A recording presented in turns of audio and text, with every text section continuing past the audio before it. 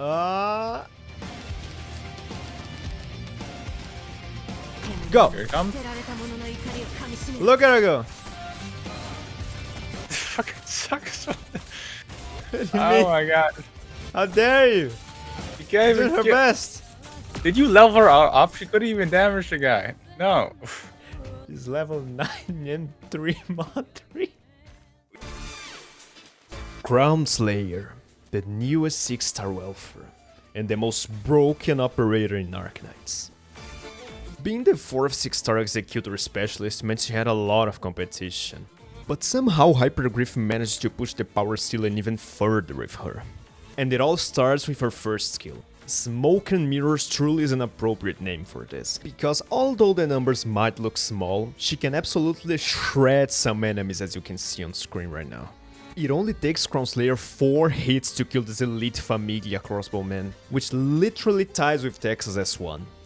Now, maybe you could say that Texas can kill elites on S1 since it does arch damage while also having silence for utility, and that her talent makes her refresh the skill if she kills someone. But I could also just say you're a hater and I'd be correct, wouldn't I? You're only looking at the fact that she loses against higher defense to Texas, and Yato, and Phantom without his clone, and my modless skill level 7 Project Red. But you're just forgetting about this insane 50% dodge S1 gives. Specialists aren't just about damage, that's why Phantom is still used every now and then, even today. He's the only executor who can bind and has an actual okay push. Same thing for Kafka in her sleep. And with Crownslayer's S1 dodge you have just that. Now, you might say that a 50% dodge is extremely unreliable, and that Project Red has the exact 50% dodge on her S1, but look at these two clips.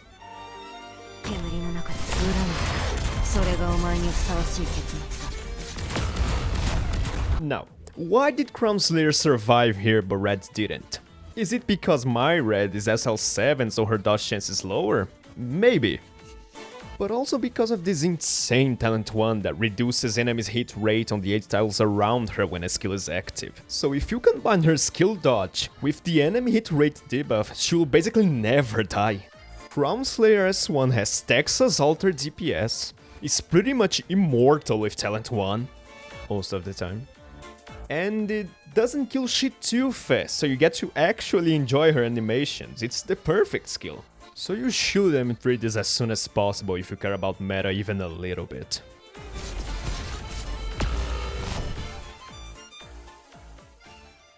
You know what her skill 2 does? No. Is that the you're, one where you're in it's, for a makes her, like- treat. No. Wait, is that the one that makes her like invincible to like? Yeah, go! Oh no, not this one.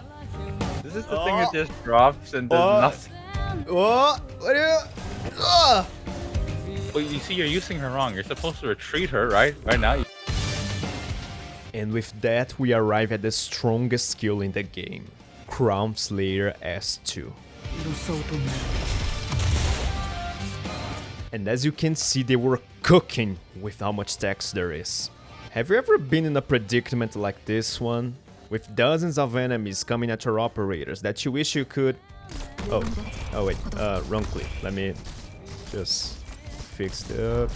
There you go. With dozens of enemies coming at your operators that you wish you could make them have less accuracy so your team takes less damage, well, Crownslayer can do just that for 8 seconds after she's deployed. Remember that broken talent 1 that reduces enemy hit rate? S2 increases that chance by 2.5 times while also reducing her taunt level, which as you can see is working wonders for Jessica and Shu. That will basically guarantee your operator survive anything, but it doesn't end there. As a final touch to this absurd skill, Crownslayer deals 500% of her attack as physical damage. And it gets even better when you look at her talent too. It increases the damage she deals to ground units that didn't damage her, which is such a genius design since she basically never gets hit with talent 1. Especially when you have shit like S2 making it even stronger. Now, maybe you could look at that and say it doesn't synergize with S2, since Crownslayer needs to charge for 8 seconds, which increases the chance of her being hit. But I could also point out your skill issue. The game is already giving you all the tools for it to work, be it the minus 20% hit rate from enemies that becomes minus 50% with S2, or how she reduces her taunt level so ranged enemies don't focus on her. Sure, it all revolves around luck at the end of the day, but honestly if you're incapable of willing luck into existence, you should work on that skill issue. And besides, even if she gets hit, it only affects the guy who hit her, so everyone else around will still receive a Crownslayer Radiant damage. So again, while some will say that charging for 8 seconds is just a shit way of maintaining a garbage debuff that doesn't synergize at all with Talent 2, I see it as Crownslayer charging her ult. And for so much damage I can say it's very worth it.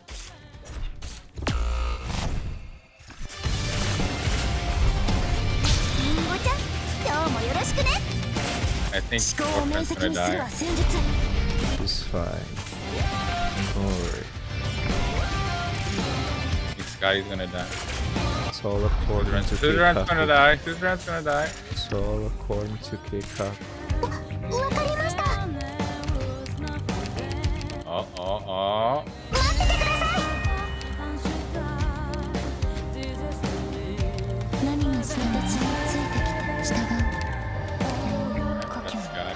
Got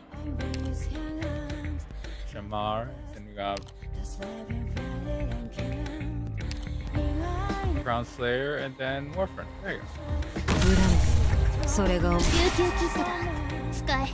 Crownslayer, go! That was a lot of damage. Look at her go! That's great, look at that. She's killing everyone.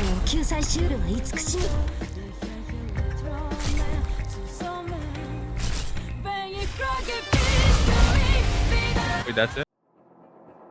Now, I have to start this section with a confession. I haven't been 100% honest with you up to this point. You know when I said Crownslayer's hit rate talent was good? That was a lie. It's actually so much better than what I showed. And that's all thanks to her module. It buffs her talent to give minus 25% hit rate instead of minus 20%. So her S2 is even more insane than what I'd actually made it out to be, since it increases the debuff to be 62.5%. I apologize for not saying this before, but I didn't want your mind to be blown so fast. And if that massive buff wasn't enough for you, then you need to see the attack buff. This is Crownslayer's damage without the module. Already peak, if you ask me. But when you add the module's raw stats...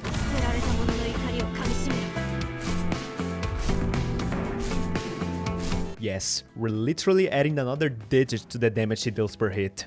And this skill's main focus isn't even damage, which might be shocking from looking at the screen. But it's the truth. You see, you're supposed to use this as a crown control skill and to kill trash mobs.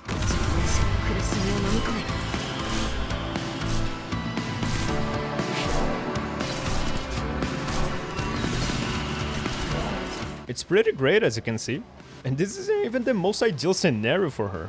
That's because it has a few small restrictions so she doesn't break the game, but hey, it is still a busted skill. First, she increases the talent 1's range, so you're already winning there.